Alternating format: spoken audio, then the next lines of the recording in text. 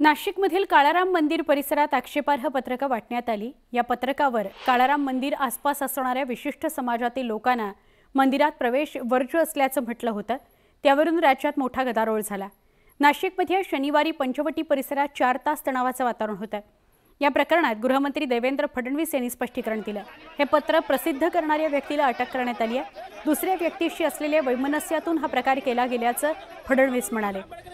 वादग्रस्त पत्रक पोस्ट करत राजकीय नेत्यांनी सत्ताधाऱ्यांवर टीका केली।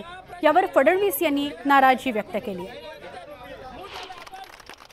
जे काही त्यांच्याकडे सापडलेलं आहे त्याच्यातनं कुठेतरी त्याचा इरादा अजून वेगळा होता का याचीही तपासणी ही पोलीस करतायत।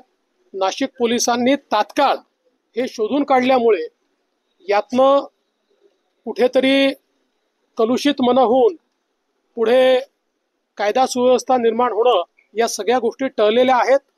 पण यातनं एक गोष्ट मात्र लक्षात घेतली पाहिजे की यापुढे देखील अशा प्रकारचे प्रयत्न होऊ शकतात। असं एखादं पत्रक काढायचं आणि पकडलं गेलं तरी सोशल मीडियावर ते चालवून द्यायचं, जेणेकरून लोकांमध्ये गैरसमजुती तयार व्हायच्या आणि त्यातनं दंगा सदृश स्थिती तयार व्हायच्या। अशा प्रकारचे प्रयत्न हे यापुढे होऊ शकतात आणि म्हणून त्याच्याकडे पूर्ण लक्ष ठेवून आम्ही आहोत।